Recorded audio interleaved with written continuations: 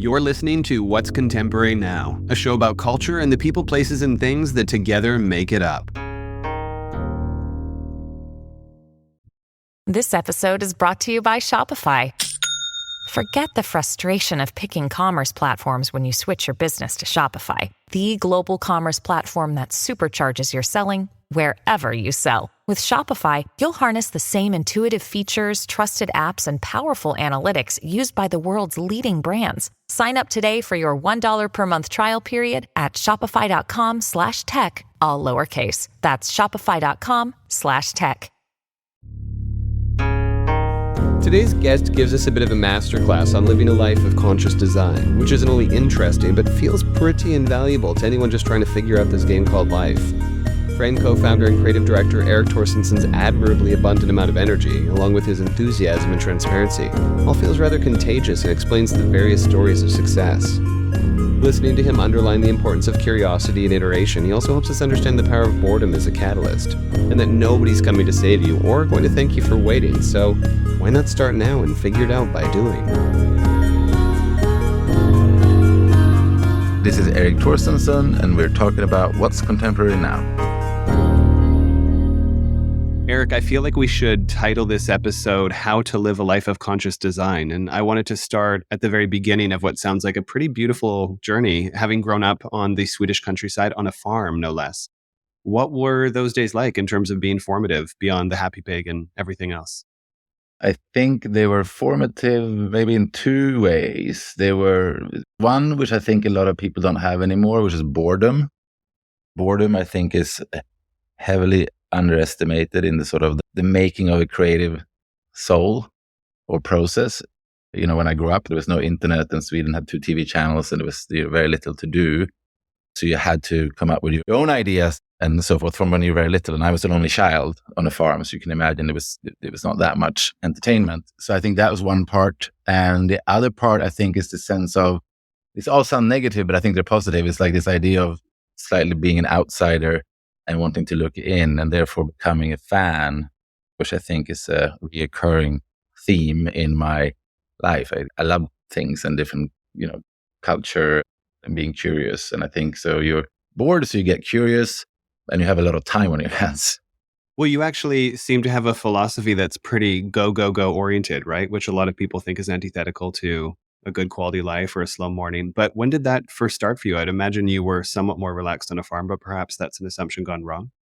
Yeah, I think that is, and I know it's so boring to talk about this because everyone has some kind of letter combination nowadays, but being like, I think, fairly full on ADHD, it wasn't really so much of a choice. It was just very impatient. I want to do a lot of things. I get bored very easily. Everything has to be fast. So yes, at the farm, it was a struggle, and therefore school was a struggle because it wasn't enough to do. And this sort of slow-paced life didn't really suit me. So I think later in life, I have the opportunity to be go, go, go with lots of inputs and output. It was just very rewarding for me. In the beginning, it was, I think, more complicated to be able to be go, go, go, if you will. You started traveling with dance first, right? Of all things? Yeah, travel confined to Sweden, I would say. But yeah, I think I was different for sure to the norm of my year in school and so forth. Like I fit in, but it was, I did, where I came from, it was like you play soccer, you ride your bicycle, and when you're 14, you drink beer. I did do all of those things, but as soon as I could finesse my choices a bit, they were very different to what everyone else did. And that being, I think, dancing, yes, and skateboarding too. One I was pretty good at, which is dancing, and sadly I was very bad at skateboarding, but I loved it. And I think both of them are very creative. They're very creative ways of being in 2 different ways, because skateboarding is very individual, but you can do it in a group, but it's up to you to show up and do it. And how you progress is down to yourself and how much time you put into it. And it's how you do it is a creative way. And everything around skateboarding is very creative when it comes to the artwork for the actual decks, or taking pictures of each other, or drawing logos, or being part of that culture. And then dancing the way I did it, which was couples dancing, competitive swing dance. You're 2 people and you have to decide on a choreography, you have to learn it, you have to show up for the other person. So I think they gave 2 sort of ways of working early on, which has been very good for me. I think I've been good at working with partners, and by being creative, it's also a very lonely place at times. And you have to be able to push on in your own way. And both those hobbies, or whatever you call it, or interests, I think early on set me up for somewhat of a rigor when it comes to that.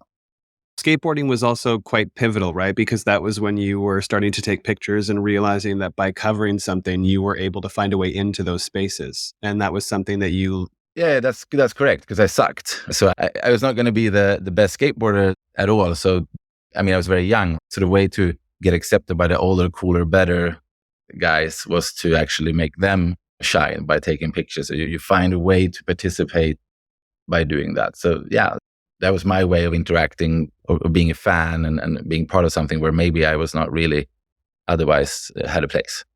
You also credited that way of thinking for the reason behind you and Jens having started Industrie magazine, right? A way to sort of break into the world as editors. So can we talk a little bit about that both then as well as how that thought process might inform some of the things you approach today? Yeah, for sure. I think that it has a red thread throughout. I mean, Industrie was started because exactly that reasons. We were fans of the industry and wanted to interact with it. We wanted to meet our heroes and we wanted to participate on one end. On the other end, we'd also figured out that at the time when we had a creative agency, no one really cares so much about the ad guy or the creative guy. But we figured out in this industry, or at least the way it was then, people really care about editors in chief. So we had previously done magazines where we were creative directors or as art director for Condé Nast and Man About Town and so forth. But I thought if we do a magazine where we celebrate our own industry, everyone is going to want to participate and meet with us. So there was a chance to meet our heroes and do ideas where we could collaborate with people that was in a more free way than just doing ad campaigns for them. And then it's a positioning piece as well, for sure. And I think that's exactly the same as with Escape. I definitely have my own favorite covers from that particular publication, but what are some of yours? The first one was fun because it was kind of guerrilla. It was Anna Wintour, and of course we didn't get to shoot her, so I just bought an image on Getty, didn't ask permission, retouched it to look different, and we published it without really asking, which I guess was guerrilla style because we were also outsiders, so we didn't have much to lose. But then since then got a signed copy from her saying, this is congratulations and this is great. So I like that one. I really like the one we did with Edward Enninful and Naomi Campbell, who was shot by Marcus, which also had a powerful headline when it was just had power on it, and the two of them in black and white, which is kind of ahead of the game, I think, and important. So I love that one for sure. And then there was one of Franca Susani with her hair over her face that I thought was really epic at the time. And again, because the project was not for financial gain, the project was purely creative. We didn't really have advertisers. We didn't really take much notice of we really didn't do any in-season fashion credits because, again, like other people did that very well with Vogue and whatnot. So it was not our job to do. So we could be really creative with covers. Yeah, Industrie is one of the few things I'm quite proud of because I think it was at the right time. I thought it was contemporary then. And that was also the reason why we stopped doing it because it wasn't so anymore when we stopped doing it. We had met a lot of our heroes and then Instagram had arrived and the insider part of the industry was now open to everyone. We did a cover with Marc Jacobs in drag by Patrick Demachelier and Katie Grand. And that was cool and interesting and then relevant at the time. And then Instagram came and then Mark was in drag on Instagram on himself every day. So it was no real need for us to try to get that access. It was there and that's great. And then you move on. Well, you also started off as a creative director, right? And it seems like a foolish question to ask, but how does that background come into play when not only starting some of these brands and projects that you have, but effectively building them out to the extent that you have with something like Frame or even Mr. Porter? I mean, it is a longer journey. It's like you start as a graphic designer, art director, and then nowadays everyone is a creative director. So I don't know what it means barely anymore, but I do think I am now a creative director, but it took me probably 15, 20 years, to be honest, to say that, I would say. But the easy answer is I do what I do. To do what I do in a greater scale, you need partners and you need people that are amazing at other things. I think I've learned step by step. First, you do very small things for brands and then you do bigger things. And then when you start your own brand, you have to learn a lot of things that you had no idea about. I was very naive when we started Frame, for example, to think that what we did previously was very important. And then I learned the hard way that it was not as important. It is important for sure, but it's just one part of what it is. So everything else is really about surrounding yourself with people that are very good at what you're not good at and to understand what you're not good at and not think that it's important to know it all. And I think I've had an immense luck on being able to work with people like that. Specifically Jens, of course, from so many years, but even others like Mr. Porter was an idea that we had, and I did my part in it. And it, of course, extended outside of a brand identity or ad campaigns. But it was really the team at Net-a-Porter and then what became Mr. Porter that made it successful to the extent it was. It's not really about you. It's about who you work with, who you surround yourself with. Jens and I co-founded Frame. Nicholas is a CEO since 4 years that we hired, just for context. And how are the three of you navigating the brand today? Because two things that jump out to me historically as well as through to the present moment is that it feels very much like a talent-led brand in terms of the communication strategy. Obviously, Gisele is a perfect example. And you guys also sort of trade more on this idea of a lifestyle or a world before product itself. So what's the kind of thinking behind that? And is that an accurate assessment? In a way, I think it is. Like Frame wasn't really supposed to work from the beginning. It took over after Industrie. We stopped doing Industrie and we wanted a new passion project. And the idea was to learn about how to make products. Much like Industrie was like, let's become editor-in-chiefs of something that the industry likes so we can be better at our day job, let's say. And then Frame was really after we stopped doing Industrie because there was no need for it so much anymore. We said that we have to do another passion project. We should learn about making product because here we are advising all these amazing clients through Saturday Group or Saturday and Wednesday and all those different entities we had. But we don't really know about the core of what we're doing here. So if we can learn about to make product, we can maybe become better at doing the creative agency part. That was really the idea. It wasn't so thought through in the beginning.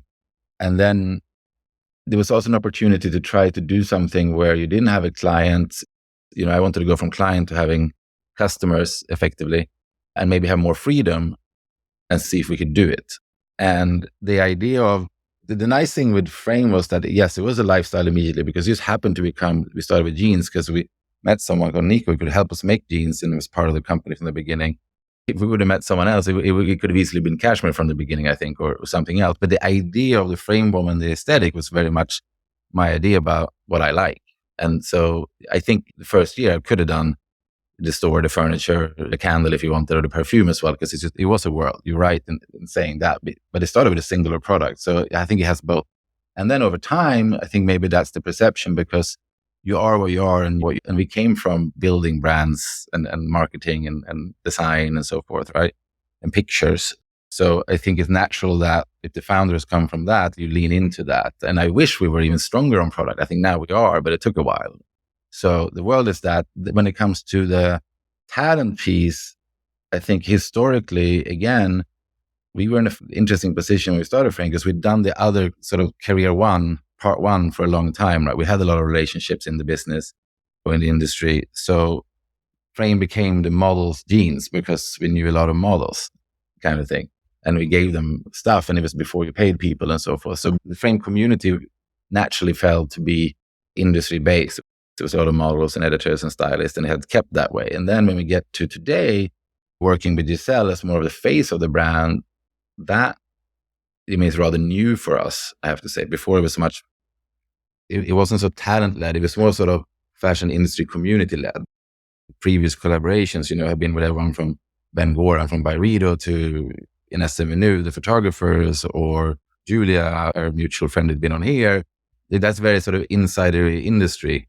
And I think that was a unique position for us to have if you compare it to a lot of our peers in the category of Frame. So I don't think it's a built out strategy. Today, I think to stand out, you need people who cut through. I think it's very hard in today's world to make a mark in that. And as the size of a brand Frame is, I need to work with people where they are also a headline. I can't buy enough media to support a campaign in a way that, let's say, if Gucci has a cool young model that no one knows, they can get their message across and the aesthetic across by buying a lot of billboards and ads in magazines and digital and so forth, because they have the budget. I need to think about ideas that are slightly different. So, for example, Gisele hadn't done a lot for a long time. I've known her for a long time. To get a chance to work with her, and that would write the headline. I would say, like, what's the headline in Daily Mail and in Vogue? Because that's how we get reach. So when I work with talent now, that's very much what the thinking is. So Gisele was great. And then I have a few others lined up so I can't just take it doesn't work for us to take just like the newest, coolest, youngest model, let's say, because the headline will not write itself. Well, that's really interesting from an earned media value perspective, because obviously media buys are always trying to chase visibility and stand out amongst the noise. So what does a frame media buy look like? You guys do a lot of sort of wild posting in the city, from what I recall and have seen over the years. But what other outlets do you find perform well? Well, I think it's more the media buy, the media makes it small for frame. We started now to invest more in brand advertising or brand marketing. I think everything goes in ebbs and flows and trends in the industry and what works and what doesn't work, going back to a lot of, paid acquisition of digital marketing, and then things changes and then it doesn't translate so well. And then people forgot about brand marketing. Lucky enough, that's where I come from. We buy billboards now to the extent that we can afford effectively. The size of brand we are. Wild posting, yes. We have success with doing, again, historically in our DNA is to go to do events or dinners, which I think have good, again, it's a good multiplication of the invested budget versus what you get out of it. Because, people repost that, it becomes almost like a self-fulfilling thing. And if you do them regularly and people have a good time, you get better and better people. And so that I see that's a media spend as well. It's not just like doing an event for an event's sake. But so it's that. And of course, and then we do digital buy around that, both TikTok, Instagram, like everyone else, which is a bit more strategic, of course. But I think it's important nowadays for brands, and it's what's hard for smaller brands and medium-sized brand, including Frame, is to have enough budget to be seen and to be top of mind. The winners now are, if you are in the conversation, if you are able to be a constant part of your consumer or potential consumer sort of life or notion or social feed or whatever it might be, then you get hot if you have the right product. And if you're hot, you sell more. Some things are undoubtedly the same as when you started the brand, but what are some of the key changes that you've had to navigate in the decision-making process around brand management, marketing, and all the things that you're touching upon? That's a good question. I think it comes with, well, in the beginning, it has to do with, I think, a brand has different sort of chapters or different versions of itself. And I often talk about this, and I've talked about it before, where I think Frame was in version 1, version 2, version 3. And now we're maybe in version 4, which I've explained this before, and it takes too long to go through it now, I think, what they all are. But in the beginning, let's say you're new, and if you're new, you're exciting. If you're exciting, you're hot. And also when you're new, people really want to help you, and people write about you, and people show up, and you don't have to be so strategic because you don't have to pay so much and all this kind of stuff. But of course, when you get to a certain size, the game is different. You have to be able to be a little bit more organized. You have to have an organization that runs certain sort of activations at all times, because you have to be always on. You can't just do one thing and then stop. I think that's the thing now. We have to bring energy to the brand, and we have to bring relevance and newness at all times, which can be exhausting, of course, but that is what it is. And I think in the industry, everyone is a bit exhausted because of how it is right now. You have to create sort of sensation or the headlines or whatever it might be. It's very hard to cut through out there because the media landscape and social and what it is very fast and very little sticky. Very, very little sticky. Something else that you have actually already started to explore in the development of objects and furniture for the Frame stores is the use of AI. Can we talk about that? Happily. I'm obsessed with AI. And again, I think that comes down to being constantly evolving and being curious, which I think is extraordinarily important, especially when you come to my age, to not stop being curious. AI to me, and I only speak about AI, I can't speak to like if it's going to cure cancer or defend you in court or rewrite the Bible or whatever it might be, right? So I can only speak, it's important to say, so I don't make some broad statement about AI. I really mean it just around how I use it and how I see it being used. And I came into it kind of early on when the release of DALL-E, the first version, I think it was October 2022. And for me, it was an incredible tool. And that's exactly what it is to me, a tool. It's not a solution to anything really that I couldn't do before. It's just like when I got my hands on Photoshop in a way, or 3D or mock-ups or whatever it might be. This is just a different tool so I can be faster. But it made me feel like Iron Man or Superman as a creative director because, and this is just again for me, what it could do for me is to create a visual output or effectively a sketch of something I had in my mind, I've had for many years maybe, at a large quantity or scale. process not so different for me. This is like you have to do an input, you get an output, and then you have to edit to get to something that you're happy.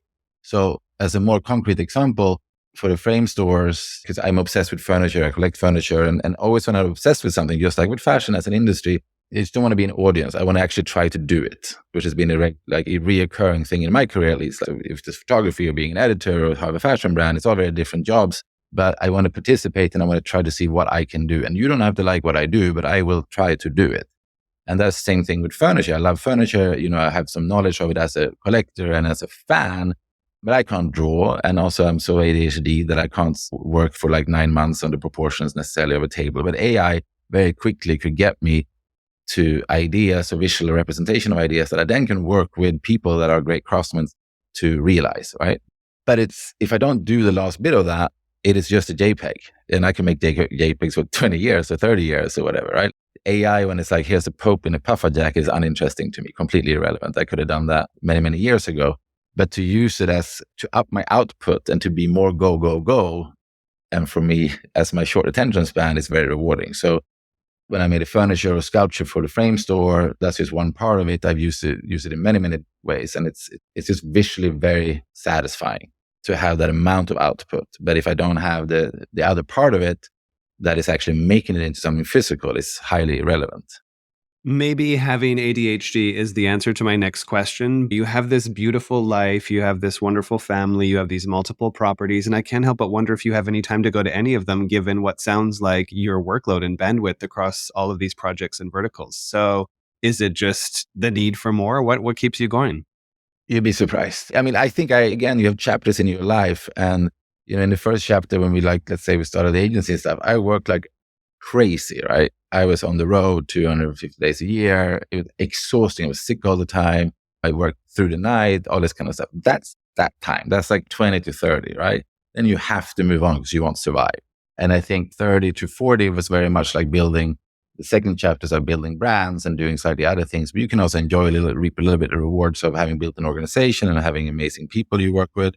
So that was a little bit more stable, and maybe you want to start a family and so forth. You have to adjust. Now, what I would say is also that you become better at your sport, right? The more you do it. So maybe before I was less secure in what I was doing and how I was doing it and my process and how it is. So it will take a lot of time, and it was rather exhausting. And also if you have clients, you have to show up. Like it's exhausting, right? The more hours in the day you can build if you have an agency, the more successful it is, right? Now it's a little bit different. One, I've trained myself to not feel like I have to do so many versions of everything or spend so much time on that. That's one thing. So you can be much, much, much faster when you do things. The other thing is like you have the luxury of having, hopefully, which I think we have, like amazing teams, right? So it's about also finding a way to scale your output while working with amazing people, and young people who are hungry and better than you, much better than you at those things. I've just onboarded in someone new to run social and for Frame the other day. And I'm like, I'm not going to tell you what to do. I'm going to tell you what I believe is like the brand DNA, what we stand for, and how elevated it has to be. And then you have to do it. You have to tell me, and you should tell me that I'm not, that I don't know what I'm talking about. And you should prove me wrong at all times, ideally, if you have the right people. So that's the other thing with teams. And then I think the third part, yes, I think at this stage of my life, I have to enjoy a little bit more life. So I do get to spend time in different places and with my family. But then it's about being like effective also. Like when you do something, you do it, and then like it is output, and then off it goes. I worked on a side project not so long ago, and I will do one idea, and if you don't like it, don't take it. But that's it. And that's very different to 20 years ago. I would have done like seven routes and been insecure about which one was what. Doesn't mean I'm like singular and not collaborative, but I think it's more about also not being so worried about doing something wrong. Like now, especially in today's world, it's like you do, and if it wasn't good, you do it again and you do it differently. You learn from what you just did. And I think a lot of people, for example, when I give advice, and I try to meet as much young people as possible, because I think they are the most important thing, is to like, don't wait. A lot of people are procrastinating so much about like, what are they going to do, and think about what's right to do and what's not right to do and so forth. But like, no one's going to thank you because you waited. It's like, you just have to go, do. And then you find, by doing, you find your way. No one is waiting, And I found, fundamentally, no one cares. Like, no one cares what I do at all. Like, really, no one cares. So it's just important. And this is just very personal. And for other people, I have a certain personality, so this suits me. I highly admire, and I'm the biggest fan of, and I wish I was like this, someone who can do like one single thing for their whole career and they're like perfecting it and it's absolutely amazing, like certain artists, and they have a singular opinion on it. But I've learned that just is not me. I can't do it that way. So it's again, understanding who you are and leaning into that. So now I've stood up from your question far enough. No, you actually already answered my next question, which was how would you distill that amount of experience into advice for someone else who wants to pursue a similarly multifaceted career? But I feel like you just hit it. Sorry to swear, but it's Nike, just do it. I use this a lot when it's a bit tired, but two very good taglines for very different kinds of brands. Nike, just do it. And then Jens and I used to talk about when we were like young and still are like the outsider mentality. Like Avis used to be the number 2 rental company in America, where Hertz was number 1. They used to say like, we're number 2, so we try harder. So I think I have no particular talent whatsoever. Like I'm not very good at anything, right? It's not like, oh, here's this shining star in graphic design or whatever, about photography or whatever, anything like that. So I'm number 2. I'm probably not even number 2. I'm maybe number 67, but I must try harder than the others. So when I was younger, like I worked harder than the others and I didn't complain. And then I showed up and I was available and I did that. That's one thing. And the other thing is to just do it. Don't be so afraid. And especially now, I think, again, it was harder when I was younger because you were really put in a box in this industry. And if you tried to be outside of that box, people didn't like it. Now things have changed a lot and everyone does everything much more. And I love that. And I think it should be like that. Should try. And that's the advice I give. And then don't be afraid.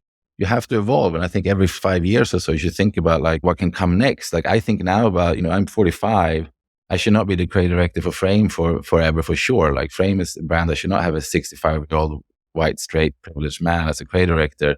So something has to come after that. I have to think about what's my place when I'm 55 and 65, because I'm not going to stop working. And I have to think about that. And a lot of people, if I give any advice, is that sometimes they think, like, oh, I have this job now and this is it and it's going to last forever. That's not contemporary.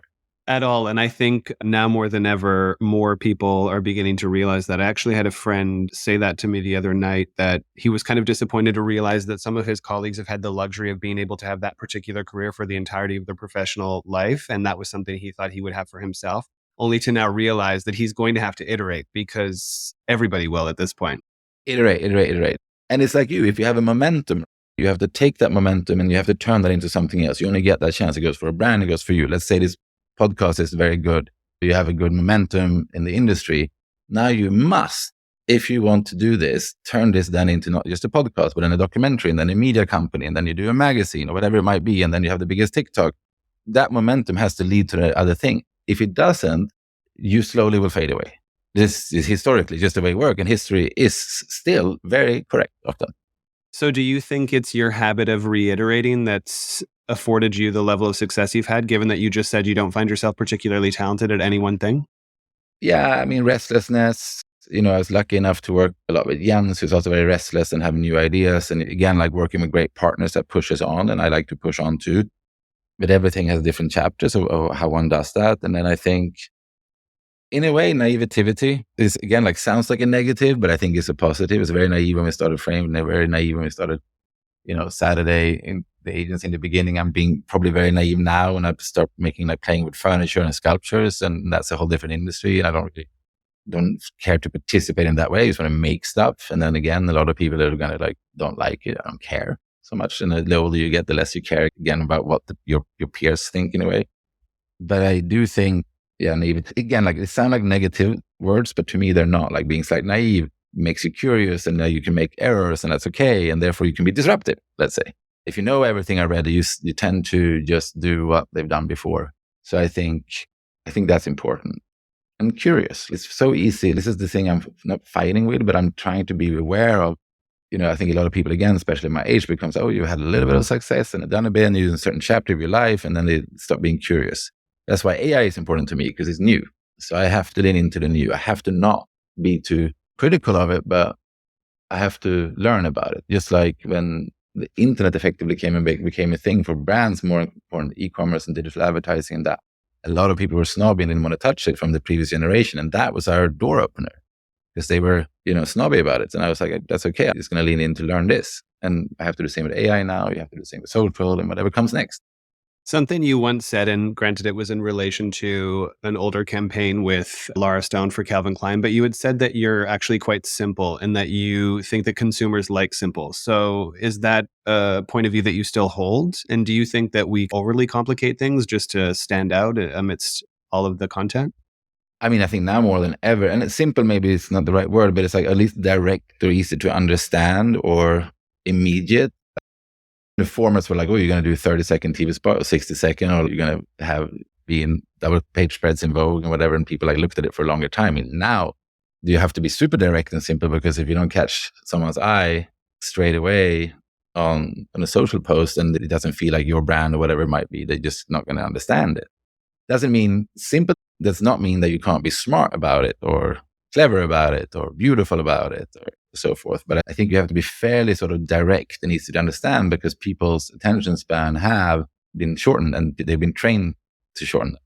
And it is the opposite, where if you can produce a very long form, amazing content, but today it's very hard for budget and so forth. I watched Poor Things last night. It was like incredible. You only just saw it? Yeah, I know. I'm very late. Again, ADHD, sorry. I always thought it was going to be too complicated for me to get through, but then I was so surprised by how funny and relevant, and the social commentary, it was incredible. And visually, I loved it, and I didn't think I was going to love it, and therefore I didn't watch it. So I wasn't curious enough, and that's why I only saw it now. So that was a mistake of mine. So it's a little bit of a jump, but I wanted to get into personal traits as well. And you often talk about being nice. And that's something that then... I hope I don't talk too much about it, but ideally someone else would say it. Yeah, no, I mean, just in a few conversations that I read of yours, and it did come up as a trait, value and seek to embody. And I was curious as to whether or not you feel as though people, as a general practice, have gotten nicer on average, or what are your thoughts on the commonality of niceness as a behavior? I do value being nice. Doesn't mean, sometimes people again think that nice means like, oh, soft or weak. This is not what I mean. I think it's like nice and respectful.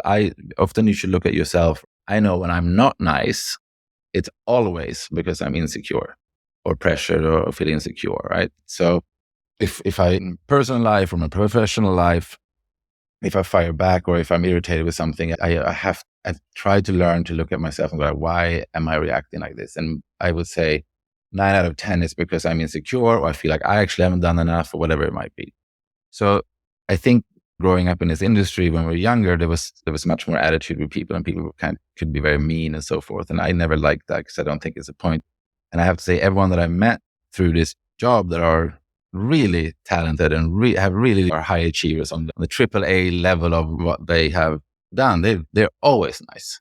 It's often the people that have some achievement but they are still insecure. They feel like they have to behave in a different way. I think it costs nothing to be nice. It costs everything to be an a-hole. I don't know why. What's the point of being not nice? I don't get it. And then I think I have like maybe a personality trait that is not as charming, which is that I also want to be liked. I've done like work on myself in a way that I seek confirmation. I want to be liked. Otherwise, I'm uncomfortable. I think nowadays I know much more who I am and how I am than I did before.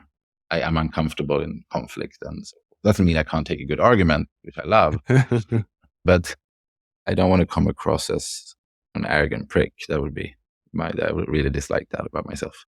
You've just mentioned the work that you've done on yourself. So what do you credit for getting you to this place of self-awareness and knowing thyself that you've arrived at? I mean, it's a constant, isn't it? I think, again, it's just chapters of life. It's sort of experience and ups and downs, and from same as just do it or try harder. You have ups and downs in life, different chapters. And I think from the downs, they're very valuable if you learn something when you come out of them. So I think I've had a few ups and downs for sure. I think having amazing people around me that I trust, even Natalie, who's like an extraordinary person. It's like you think you're nice, and then you have her who's like doesn't have a bad word to say about anyone. I think that keeps me in check in a good way. And then, I'm lucky enough to work with Jens for so many years. He's super pragmatic, the smartest person I ever met. And it's the polar opposite to me in many ways. And I think that's very, very helpful. And other people. But it definitely comes a bit with age, and also maybe not worrying so much about what other people think about you, even though I want them to think I'm nice. At least you can admit it. So that brings us to the last and final question, which I'm now very keen to hear your point of view on, and that is, what is contemporary now? Oh, that's actually, what's the meaning of life? Okay. I think I said it already, actually. There's two things. What's contemporary now is it would be the constant answer in my view, and that is youth or the young generation. It is their job to be contemporary now. It's not my job. It is their job. But it really is their job at all times. So that's why we have to, or at least me in my position have to try to listen and learn and be aware of what they like or feel or whatever, what culture is for them and what's contemporary to them. And then the other thing I would say, and I said it already, is AI. You cannot ignore it. It's just a seismic shift in how we behave and what we're going to do. So if you ignore it, you are going to be left behind. Period.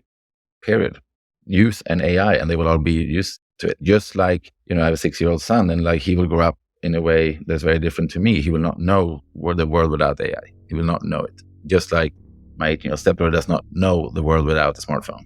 So these are like these seismic moments for humanity in a way. It's a big word, but we can't ignore it. Absolutely. Thank you so much, Erik. This was a pretty incredible conversation, and I look forward to sharing it with the world.